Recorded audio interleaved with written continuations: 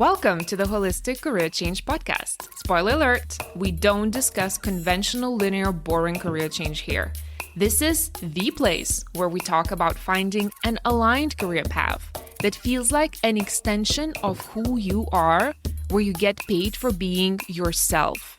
Forget personality quizzes, soul-crushing scrolling on job sites, and breaking your brain trying to find your why. Join me and many other career changers who've changed their career holistically by first defining who they are at their core and then using this blueprint to design a fulfilling career or business.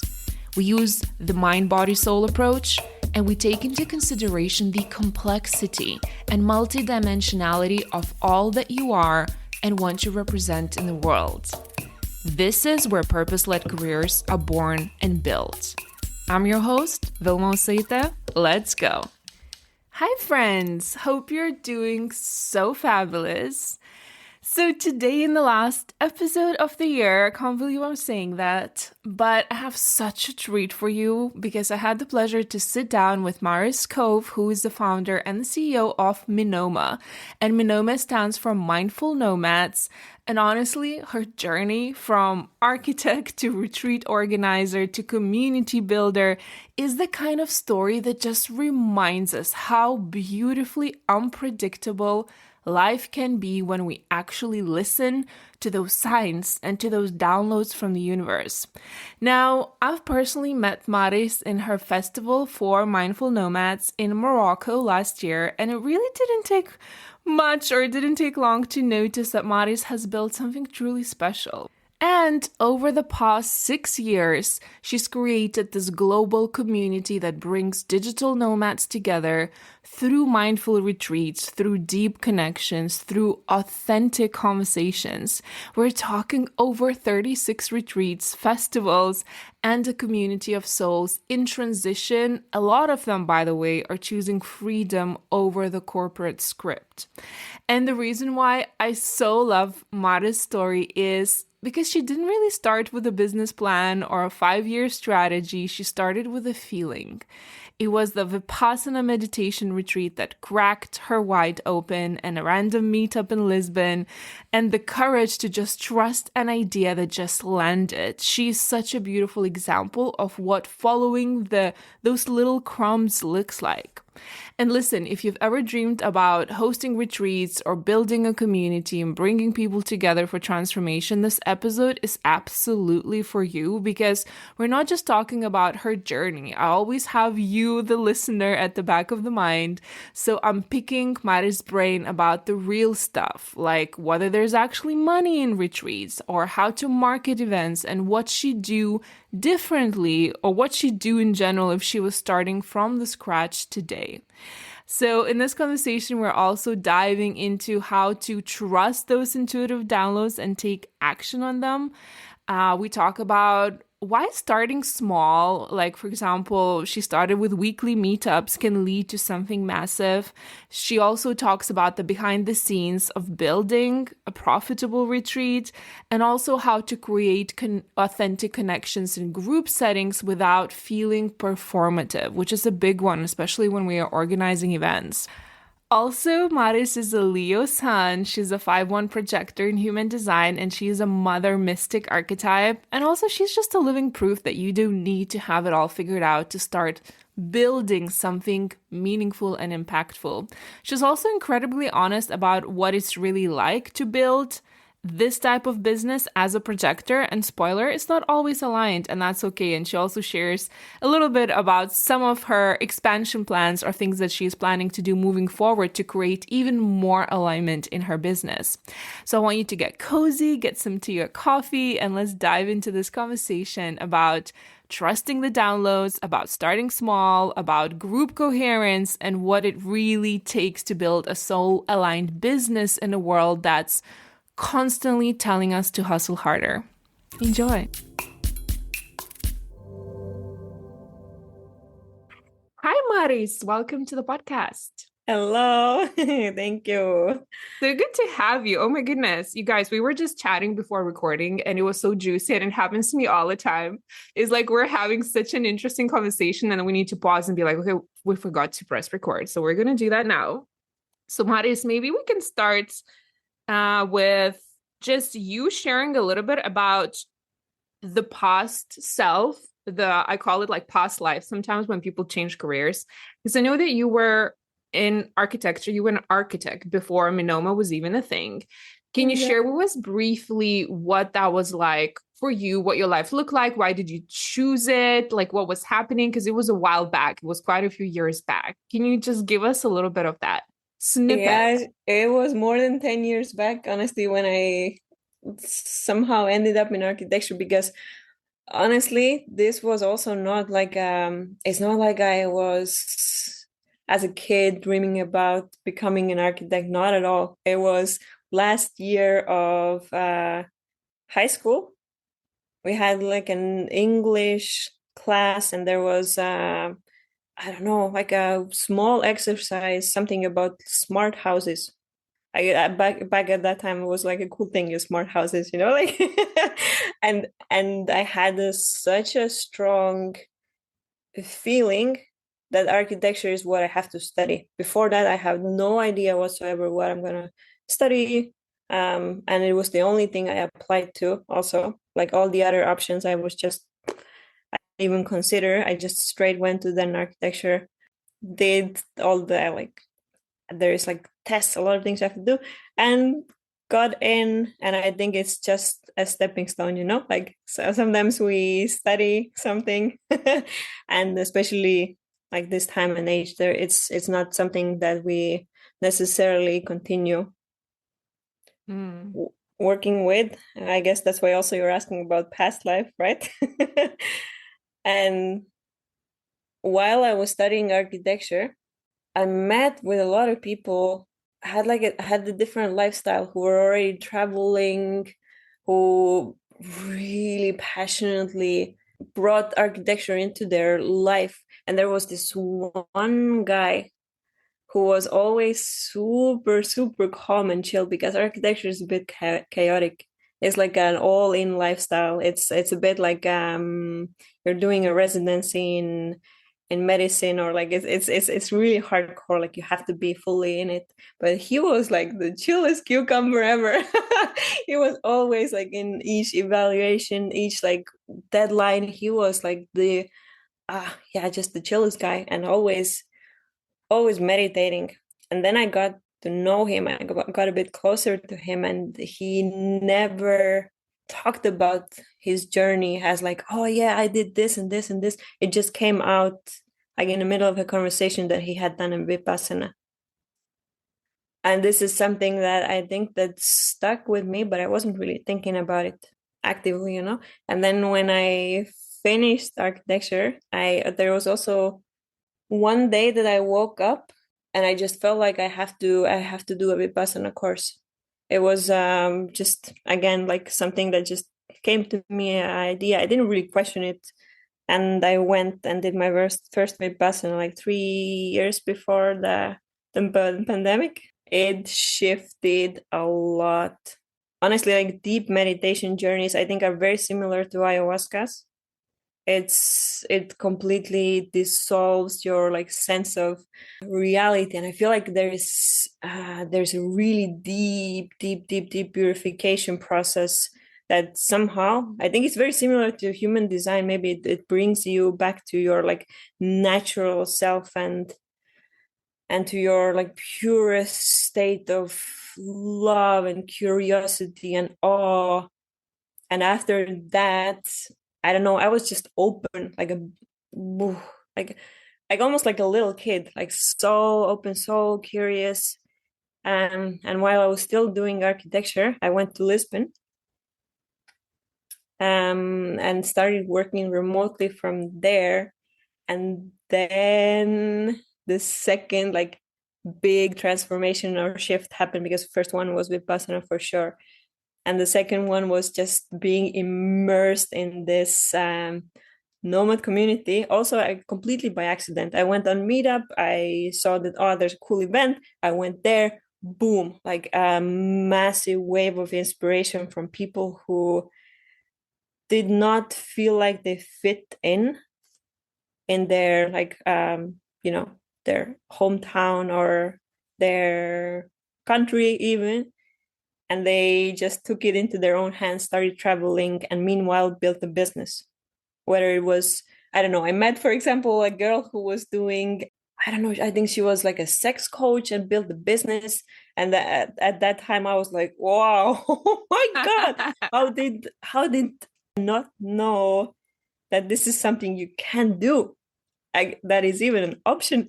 You mean like sex coaching or online business? Online business and traveling the world, like doing what you actually like love or what you feel curious about doing.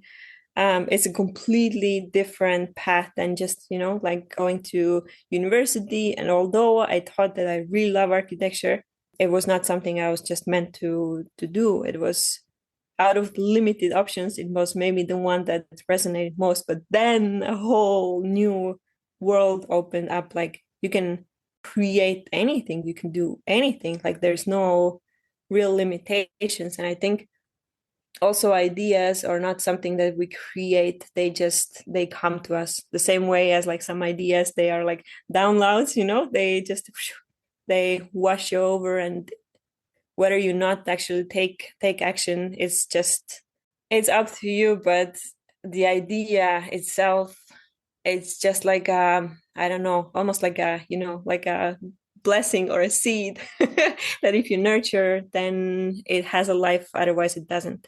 And that's how the idea for Minoma actually was born. It was on one of those meetups. I think those two transformations, they just met.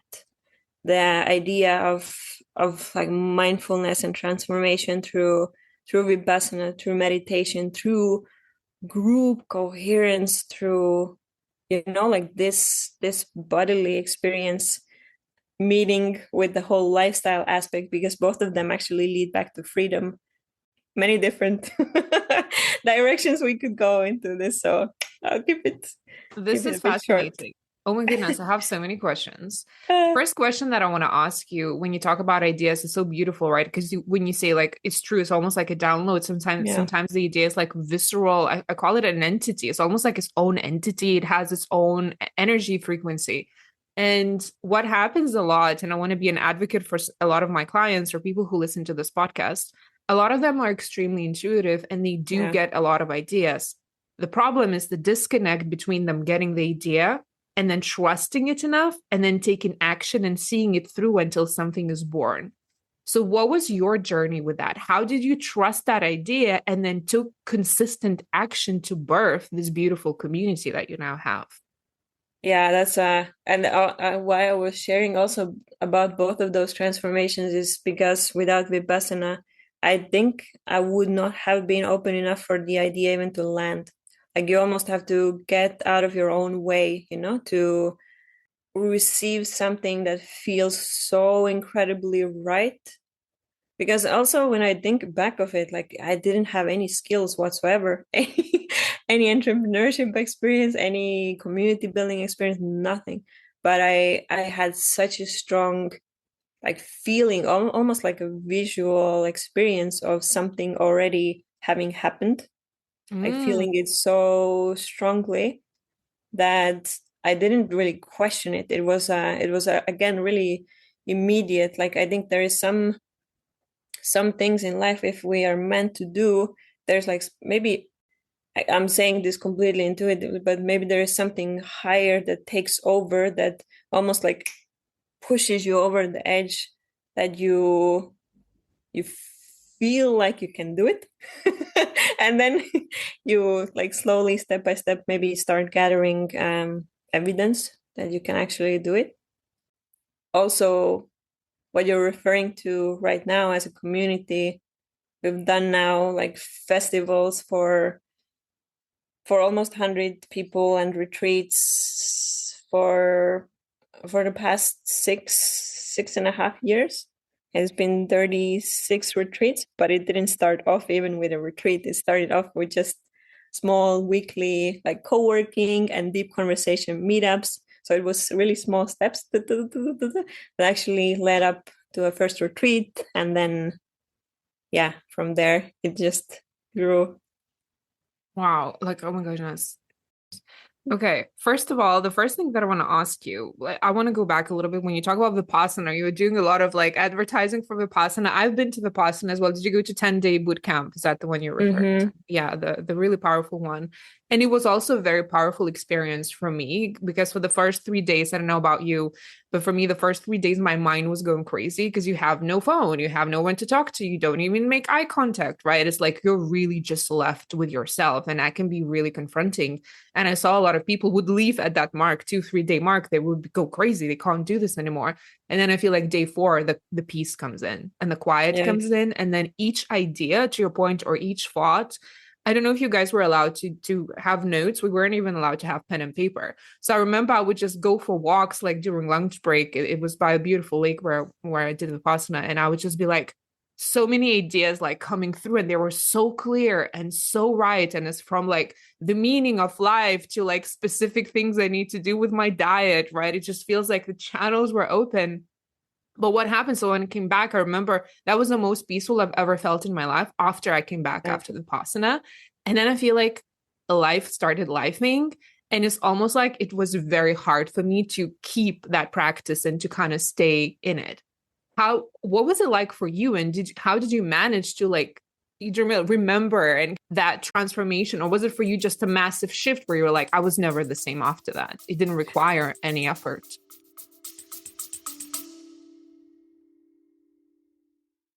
Hey, before we continue, I want to chat with you real quick. If you're anything like most of the people in this space, you're probably someone who's drawn to so many different aspects of healing. Maybe energy work calls to you. Maybe you're interested in psychology and mindset. Maybe you're fascinated by herbalism or somatic practices. Maybe you're into intuitive development, or maybe you just love creating systems and frameworks to help others transform. Or perhaps you're someone who wondered, why can't I just pick one thing? Why am I interested in absolutely everything? So here's what I want you to hear. These interests that you have are not random. They are not a sign that you are scattered or that you are unfocused. They are breadcrumbs that are leading you to your specific medicine. And this unique combination of what lights you up, that's your signature. That's your unrepeatable, unique blend of gifts. And I've created something to help you make sense of it all. It's called the Lightworker Archetype Assessment, which is a completely free tool that will help you uncover your primary healing gifts and how you're meant to weave all of these passions together into your unique expression. It takes about 15 minutes to complete, and I've had already hundreds of lightworkers telling me that it was like finally finding the missing puzzle piece. Some laughed because it suddenly made perfect sense, and others cried because they finally felt seen for who they truly are. You'll find a link to the assessment in the show notes. It definitely requires effort, but at the same time, it was a shift as well. Like if I look at pictures, or if I think about like some things I did, or almost like we change so much also as people that sometimes I don't even recognize myself as, like 10, even a few years ago. But that was a massive shift because before I never had any connection with mindfulness whatsoever. And that's a very different way of living, because you live for the outside. You're always connected to everything that's outside. Suddenly within Vipassana, you're just by like closing your eyes and focusing on your senses, you're like invited to focus on your inside, right? And it's a completely, first of all, it's a completely different experience. And if it's something that, I don't know, if it's almost like a muscle that you train, and you always are somewhat connected with your experience within, I think through the easiest one is just through breathing. But if it's always something that you feel connected to with your body, you always have access to this like wisdom as well, that you when, as you said, like when you were walking, that you had all the clarity. I think we have that wisdom so innately within all of us. We just like unlock it through meditation or whatever like transformation clicks with people. I love that. I love the way you talk about. I'm sure like a lot of people are going to be like, "Oh, where do I sign up?" So there, it's everywhere. It's free. It's donation based. Like literally every Yeah. country has it. So it's a really beautiful practice that I recommend also to everyone. I want to go back to what you started talking about, believing in the idea, kind of having an idea descend upon you, and then you getting like visceral feeling and getting excited about it and starting small. And I feel like that's where a lot of people again stumble when we think about the practical aspect of building something new.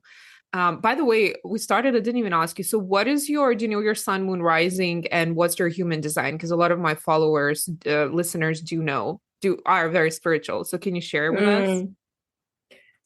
I'm a Leo. Sun. August 10 is my birthday, and in human design, I'm 5-1 projector.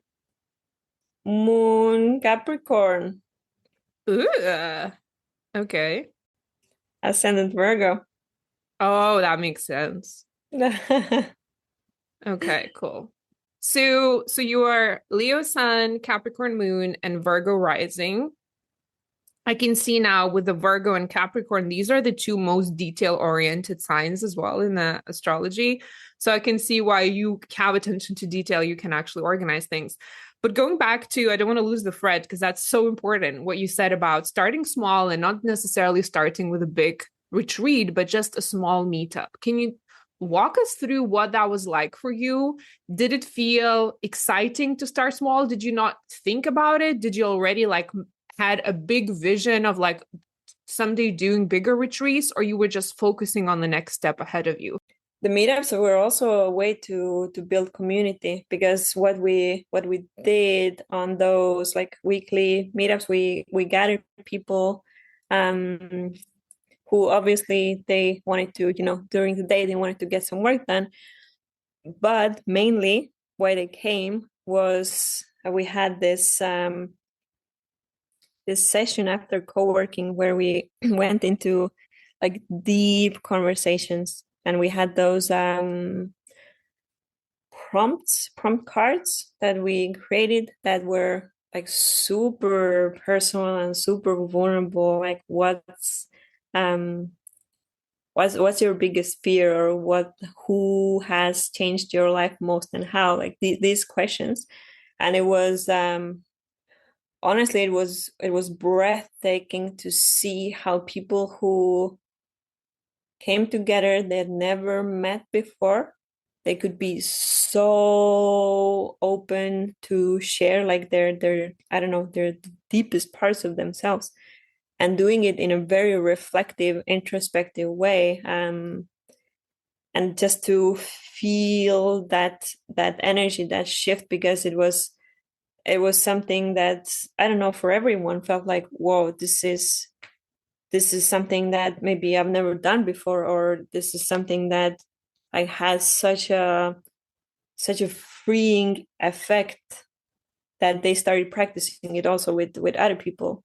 um and that was a way to like keep that feeling with us, like week by week by week by week, and eventually it turned into a retreat, because the retreat was also, it was based on these elements. It was this deep connection between people, like different ways of authentic relating, different ways to connect, the mindfulness, waking up, doing yoga, meditation, being on the same frequency.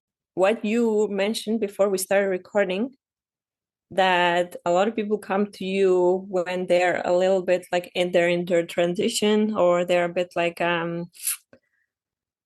thinking of many options that they could do. This is the same also for us on the retreats. We attracted a lot of people who were in this transition, And now, like looking back, we see that because for some people the transition takes many years. So now looking back, we see that there's so many people who joined who had a job, for example, in marketing or HR or anything that they could do remotely.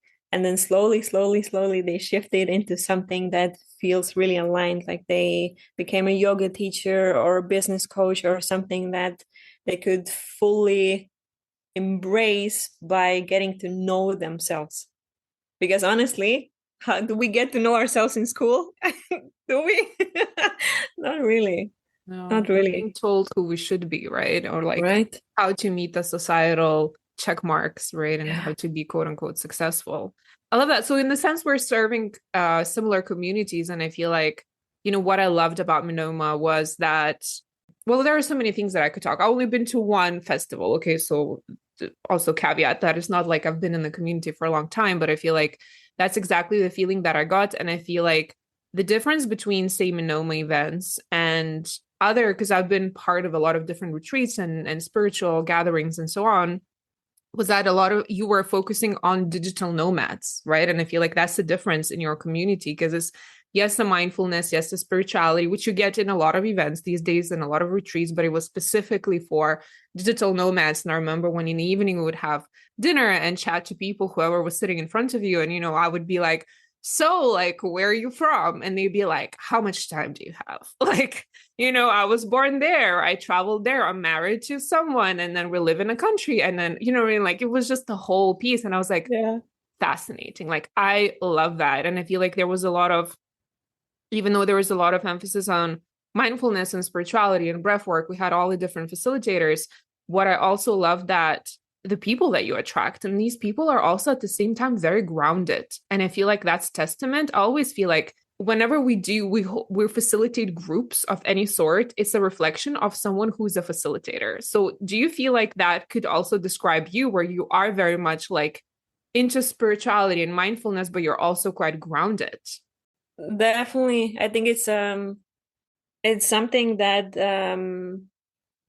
it goes into, for example, the event and the program as well, right? If I have certain values, then of course the whole community is built up upon that, but also the event.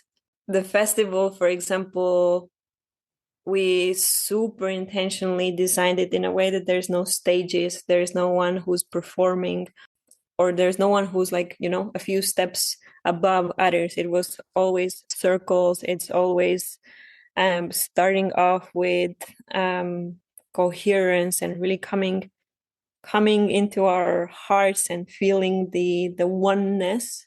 It would be such a shame to have such incredible people with like such groundedness, such experience coming together, and we wouldn't like tap into the like collective feeling of it, right? Because I think Joe Dispenza has done a lot of research on this, like how group settings within a specific bodily experiences and like heart resonance, and I think there's specific metrics that they record, right? But that has massive effect on everyone who's there.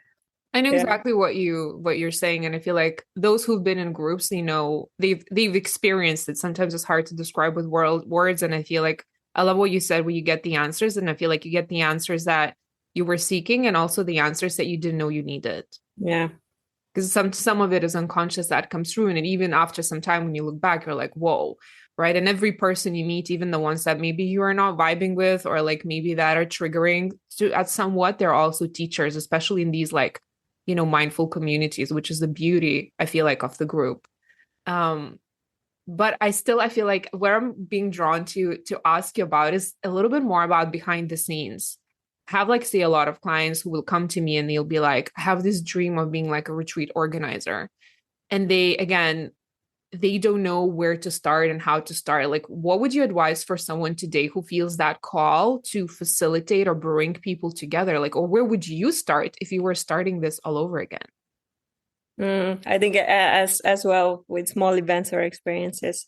Honestly, I think it's so good to first of all like test your own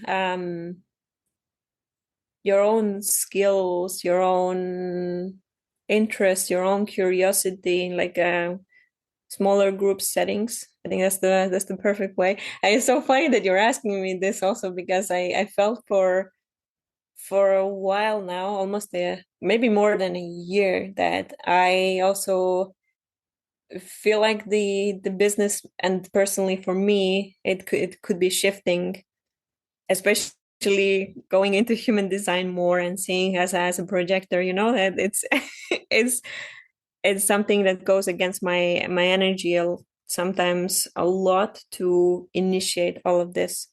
But I can see really clearly how people are like going about things and how they could do things better. So currently I'm actually building a consultation business to help people build retreats, build this part of their business, both their Wow. business and the experience. And I haven't like talked about this at all. I haven't It's a launched premiere, you anything. guys. We didn't even know we have an offer. I haven't really launched anything yet, but it's something I'm really excited about because there's a lot of group support also that can help people to actually build this part of their business or launch their first retreat, because the first worry is, first of all, is the whole like profitability. Is it gonna work? Am I gonna Oh actually my pull gosh, you're this taking off? words out of my mouth. That was my next question. But yeah, go ahead. And secondly is just, am I doing it right? Like, is there a better way with this, hopefully in the next year? I love that. And I feel like we're so in tune because these are the two questions actually that I had for you is first of all, because I work with alignment a lot and I study people's profiles and I do use human design and astrology quite a lot. And I feel like 5-1 as projector, and you took my light worker assessment where you were a mother and a mystic, I think, the primary, Yeah, secondary mother and a mystic. These are not usually the people who would be necessarily like organizers. They're more like space holders for others. And again, you would say, well, listen, like bringing people together, yes, it's something a mother would do, but she would not necessarily be also taking care of behind the scenes. Because to your yeah, point, projectors, they don't have as much energy. I'm a manifestor, I'm the same. I can initiate, and then I need to like pass it on because I do not have the energy of a generator. Like organizing events would be great for generators if it's aligned for them. Right. So either you need to have a lot of generators in your team to support you. And I don't know if you did, or perhaps I'm not surprised that you're talking about pivoting. So the first question is, do you feel so A, you want to do consulting, which is great, aligned with your Capricorn and Virgo? That's amazing. B, have you ever felt called to be a facilitator yourself, or have you been a facilitator where you're like, this is my circle, this is a modality, a practice, and I'm sort of the teacher and the leader? well, to be honest, I also, on most of the retreats, I have been the main host, right? So I have been like the facilitator. We always did it with like at least two main hosts, but there also has been retreats that have been fully solo, especially in the beginning. Yeah, and that feels really aligned, also really incredible. But I feel like the whole entrepreneurship role was served the purpose just to make the idea happen. And now it's like it's a really solid method, it's a really solid idea, and there's a lot of clarity, right? So if I just share the vision and share the clarity with someone, I could have a lot of help in the whole like business development of Minoma.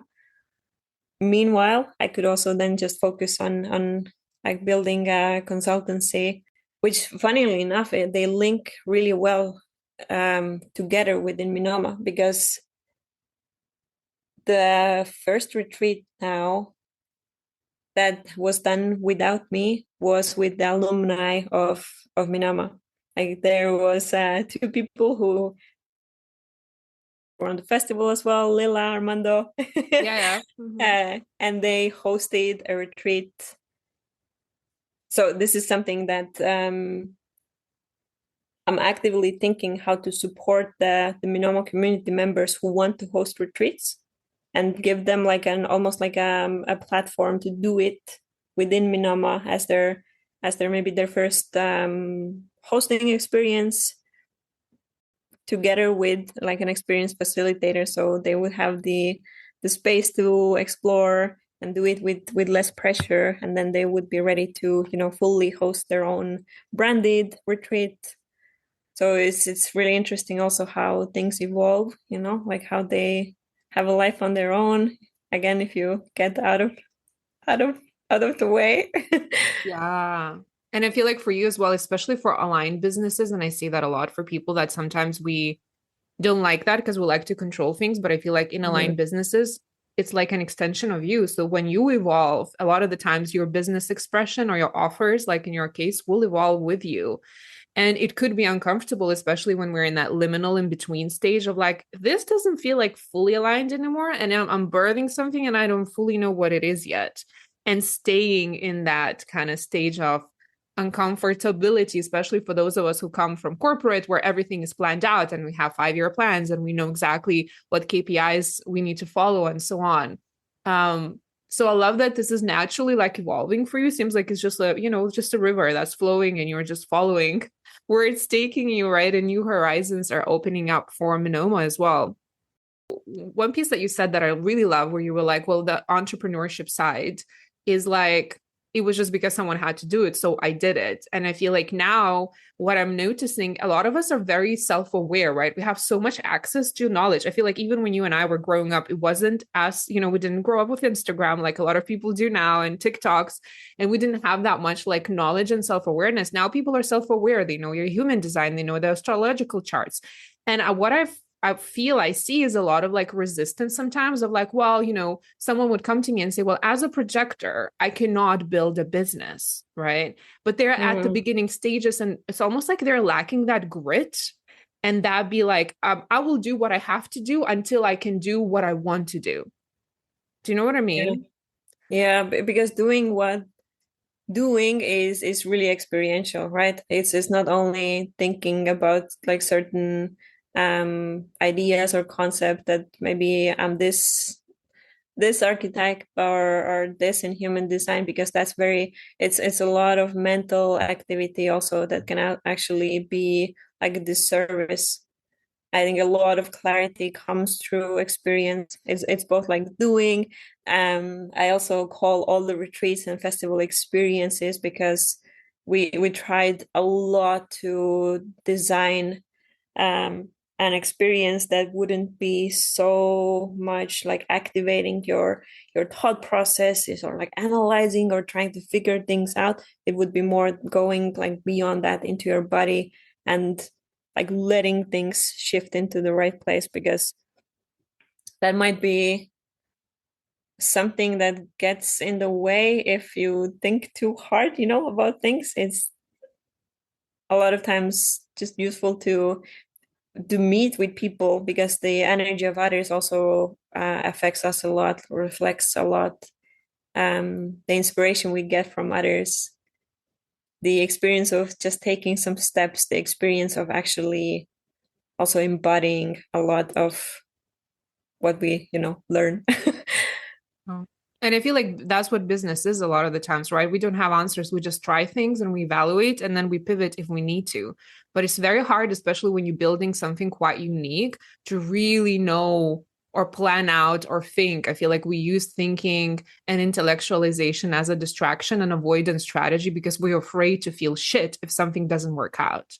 And I'm like, well, maybe you shouldn't go to entrepreneurship because entrepreneurship is trial and error and really just trying things and seeing what sticks or what feels good to you or what there's a response. It's sort of a very, I don't know, it's a vibrant, alive thing, right? And really Yeah, learn through action. Yes. it's a very big shift also globally, because for last, you know, decades, this has been the rules of the game. Is everything has to be measured, everything has to be contextualized, everything has to like make sense in this system, while now people are creating businesses that are really intuitive and doing it in an intuitive way, while it's still like a really minority, right? So you're almost like you're like swimming against the river, and then it's really easy to doubt yourself, like, hey, like my approach is so different. Maybe it's wrong.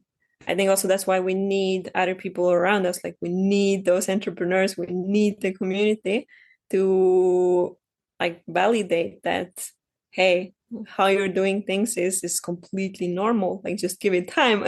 It will become more and more normal. Have you ever had those moments where you were like, what the F am I doing? I'm crazy. This is not gonna work. I should just go back to like whatever gives me like a monthly paycheck. I think it's also in my human design a lot that I don't know if it's healthy or unhealthy amount of ambition, and the capacity to hold a lot of risk. So it's something that I have like actively trusted also in those years, like entrepreneurship years, that whatever happens, I can do it. The biggest test was definitely the festival, the whole story of the venue changing, closing a few, not even a week, like few days before the event, and having to change everything. That was a massive challenge. And I think this is a really big like mindset test as well. You can either be like, okay, that's it, like it's not meant to be, like this is too big to handle, like this is obviously not meant to happen, or you're like, okay, there's a problem, every problem has a solution, like usually there's many solutions, and like even if it's something you have to repeat many times, you repeat it because there's a part of you that trusts the process. If that takes over, you just make it happen, and there's at least that's how it works for me. People are very different. I know that for a lot of people that it doesn't just work like this, I Yeah. And for the context, like what Maris is referring to, the last festival that we were part of, basically she had booked a beautiful venue in the desert. And then it was a week before that, basically the venue yeah confirmed that they're like refusing to accept you. There's a whole story, I think bankruptcy and whatever. We're not going to yeah go there. But so and for those of you who have been in events, you know that these venues are booked way in advance. And a week before, it's impossible to find a venue. Like it's a suicide mission. And I feel like a lot of people would have collapsed and either return the money to the people, cancel the event, reschedule the event. And for Mari's, what she did and her team, like they chose to figure it out, and they did. And you booked a beautiful venue. I know it didn't come without a cost. There were some sacrifices that had to be made, but I know that a lot of people would just fold chairs and be like, it's not meant to be. I know that a lot of people sometimes spiritually bypass problems as well in entrepreneurship. Be like, that's a sign that it shouldn't happen. yeah But I feel like for you, and I always say like for an entrepreneur, especially solopreneur, when you don't have a team yet, you need to have a healthy dose of delusion. yeah Because there will be moments where like everything will be against you, like the whole universe will be showing you signs, testing your perseverance. And I'm sure that as an entrepreneur, as a human, that probably last event, you learned so much from it. Didn't you? Like I could only imagine. yeah and it's tough, the balance between, like as you said, like taking action and really not bypassing. Also trusting that, okay, things, because there's notion in spiritual entrepreneurship that everything should be a flow, like if there is a struggle, that then it's a sign that it's not meant to be. And I do believe that to some extent. I think that if some things don't work out, something better is meant for you many times, like a lot of times. But at the same time, also, like every obstacle does not mean that you're not in flow, and that's something to reflect. Right. And to discern. And I feel like as well, that's something I coach on a lot with my clients as well, how to discern what's an invitation to grow, because you are not going to become like a good coach, a good event organizer, a good facilitator if you only have perfect weather and perfect clients that are in alignment with you. Where do we grow when we have challenges? So we Yeah. need certain resistance to develop and to become better, to like, when we work out, that we need to put weight on the muscle for the muscle to grow. So it makes sense. But sometimes, to your point, it is just misaligned path where we're like, I feel like I need to pivot. It doesn't feel like a good exchange of my energy. And there are so many ways to do that. Like human design is one of the ways. We all have our like authority, right? So for me, spleen, what's your authority? Do you know? Mental. Oh, wow. That's quite rare. That's a very projector thing, right? So it's kind Mm-hmm. of like really either soundboarding or just sitting down yourself and doing the pros and cons and like tuning into whatever system that we have to make that decision. And the more you do it, the more you start trusting your internal guidance as well. But I feel like people, to your point, a lot of the times use that spiritual bypassing of like, oh, it's not for me. Let me look for an easier way. And yes, when we're aligned, there is going to be flow. But to your point, alignment is not always flow. So let me ask you the question, and you feel free to not answer because I'm not asking you for specific like numbers, but like a lot of people will ask, is there money in events like these, and is there money in retreats? Retreats, definitely, especially if you already build like a brand and you're fully invested. For example, when I did first few retreats, I was still doing a little bit of architecture on the side until just I just decided that that's it. Like I'm gonna put a full stop on architecture, no matter the finances, because it's a lot about just energy as well. Like if you trust something, you go fully in. Again, what works for me might not work for someone else, but the one thing though is that if you do not have the marketing skills, you do have to have someone who's on top of that. You can have an incredible experience, but if people like don't feel it, or they just don't find it, or doesn't have enough like visibility, then is the moment where people lose trust. They're like, oh, okay, I created something really incredible, but there's only a few signups. Like that is a very big reason why to question what you're doing and to give up. So I think having a really strong focus on on marketing and connecting with people is really important in the beginning. I love that you mentioned this so much because, again, I feel like I'm throwing all of the arguments and resistance that people throw at me a lot of the times when we talk about building an online business. And I feel like marketing is an essential part of it, Yeah. especially nowadays, right? Because when you started, it was more like it was different. Now we are so tired of being bombarded by ads and all of the things where we are moving towards more, in-person connections, and we don't want to be on social that much anymore. So marketing is shifting as well of like, how do I build my brand? But marketing is a big piece of it. Did you yourself had resistance to market? Like, how did you develop that skill? And did you feel like as well, we're like, well, listen, I just want to have, like, that's what my clients will say. I just want to like do my thing and I want people to find me. And I'm like, great. I wish that was so easy. And they will make a mistake of like, oh, no one signed up. That means that's a shit idea. And it's like, no, Yeah. it just means you didn't market it enough. Yeah, true. Well, also when we started, I had no knowledge of marketing whatsoever. It was just those meetups and connecting with people at the first retreats actually happened. And the people came because they already had this connection. Like they knew me, they knew also Marta, who was there when it started. So marketing has many different ways and options. You can also do it firstly, like step by step, by connecting with people in person. I think is the best way. There's a lot of like online noise that actually doesn't reach people, because to connect with someone enough for them to join like an experience that you're hosting, it takes quite a lot, right? They have to trust you, they do have to connect with you, they do have to feel like, wow, okay, the people that are there, I can really resonate with, because as you said, there's a lot of spirituality retreats there that has a very different focus points. And the whole like entrepreneurship, grounded entrepreneurship, is different. It's a different conversation, it's a different mindset, it's a different energy, right? So especially if you are someone who's really careful with your energy. You invested a lot, you've done Vipassana, you've done this and this and this and this.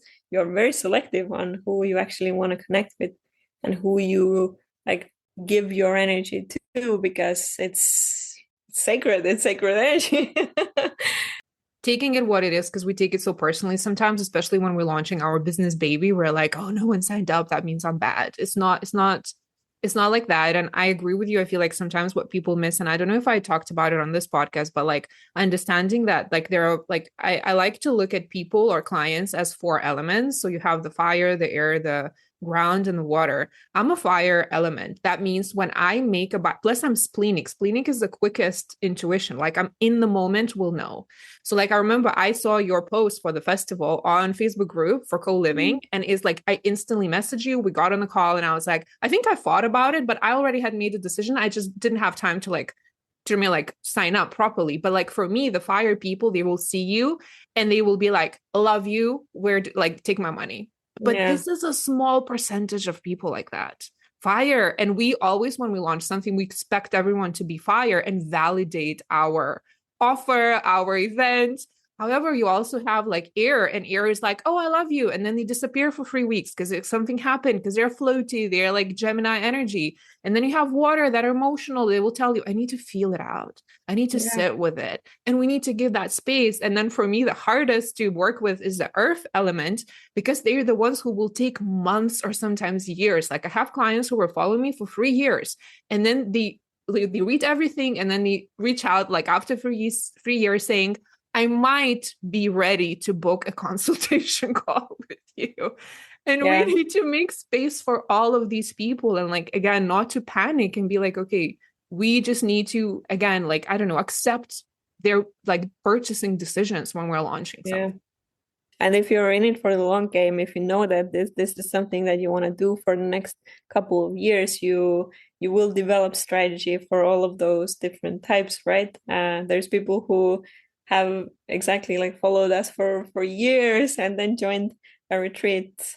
And also, I think it's really important to have like some numbers, that if you reach out to like realistic numbers, because otherwise it is easy to take it personally. You reach out to one person, that person did not join, and it can feel really intimidating. But if you, I don't know, even for yourself, write down the numbers, that if I reach out to 100 people, 10 of them might respond, one of them might sign up. That's a very different expectation, also different energy. That's a really good advice. Just kind of being realistic with conversion rates and be like, okay, sometimes it will take 100 reach outs and then yeah, like maybe 10 responses and maybe one sign up. So I'm not gonna, it's numbers. It's just a numbers game. That's it. Yeah. And people who are meant to be there also will find you, or like they will feel the resonance. um it's a two-way street as well. We put maybe too much on ourselves, but actually there's the part of recognition, right, as you had as well.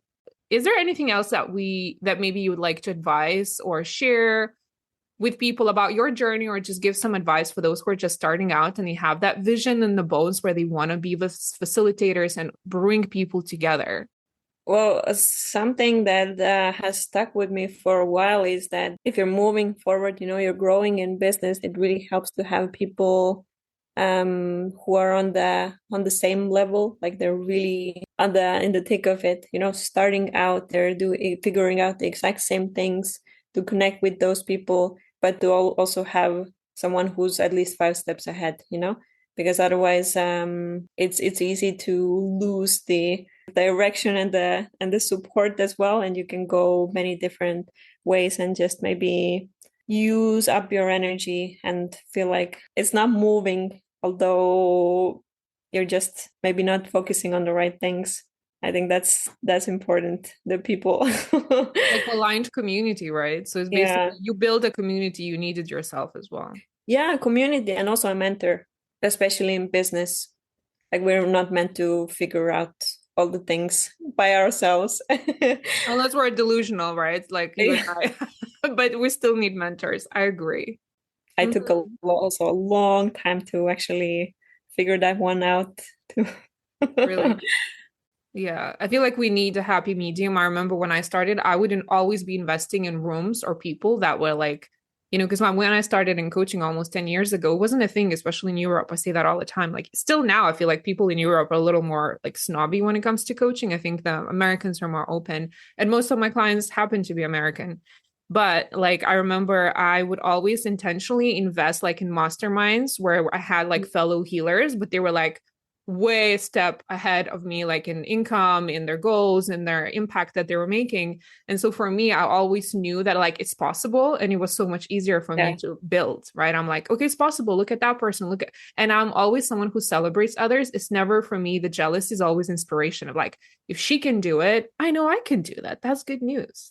that's so, so powerful. Then you will find like the strategy, whether it takes time or not, but you will find the strategy to make it happen.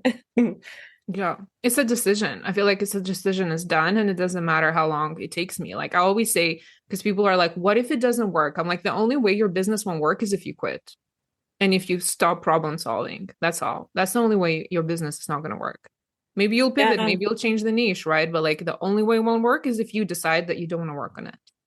yeah, I also believe that 100%. Anyway, Mars, thank you so much. This is so useful and interesting. And thank you for sharing the behind the scenes. Because again, I feel like retreats have always been big, but I feel like it's growing. I feel like even more and more people are looking for these experiences. So it's like a booming market. Some say it's saturated. I feel like there's space for everyone, all kinds Mhm. of offers and communities. And I like, again, I notice with my clients that more and more people are interested in actually building these beautiful spaces and they're designed to do that, but there's a lot of that fear. So I feel Yeah. like for people listening to you, someone who's been doing that for so long and is evolving, I feel like you are that person for them who are like, oh, it's possible. Oh, like there is money in it if you are smart with it. But again, I'm sure you'll make mistakes. Sometimes we like don't look at the profit margin. Sometimes we want to give discount, like all of these things. There's also business side of it where you need to be realistic and also charge your worth as well at the same time. Yeah, and sometimes also with pricing, it can feel a bit too personal. So it's good to have someone as a second set of eyes to be like, no, like this is exactly how it should be. You shouldn't maybe give this discounts, da da da da, to almost like help you to stand your ground because it's really important as well, the whole energy exchange through money, through finances. It's something we can't overlook also. There needs to be a healthy exchange. I always tell my clients if you start discounting or not charging your worth, I'm not saying when you start out is different, but like moving forward, like is that healthy energy exchange? So then you're giving more than you're getting and you'll get ill. The one who suffers is going to be you because you will be burning out. Because you're also a healer. Like I call the light workers, everyone who's like helping or bringing people together. And all of us, we struggle with that because we're like, well, I just want everyone to feel good. I just everyone to feel like nurtured and connect. And we sometimes undervalue what a gift that is for other Yeah. people. Yeah, Stop doing because it's incredible work. It's something that is you see also how like the lifestyle in the world is evolving to that point. Um, when we started, it was literally the first and only mindfulness retreat for nomads. Now there's a website for with over 400 like different brands and retreats, right? So it's also something that is evolving. Like you see that it's becoming like a living force that just is growing and growing. So I think there's no saturation. It's just people actively like creating a different life for themselves. It's really cool. It's really beautiful. Yeah. It's like a movement. It's like a Yeah. movement. Yeah. Yeah. I love that. Thank you so much, Maris. This was, like I said, this was so useful. Thank you for your time. Maris is a new mom. I don't know if I can say that. So I know that it's really tough for her to find those moments, but hopefully it was fun for you to come back to this role as well. Not Super just fun. being a mom, but also remembering what badass businesswoman and a connector that you are. So thank you so much for sharing your energy with us. Thank you. I'm really happy with it. This really happy. Thanks. Thank you for spending time with me today. If you enjoy this content, please make sure you subscribe to this podcast and leave a quick review to help us share the message of aligned work with the world. And if you'd like to learn more about how to find and transition into your very own purpose-led career or business that feels like getting paid for being yourself, make sure you check out the episode notes below. Have a wonderful week.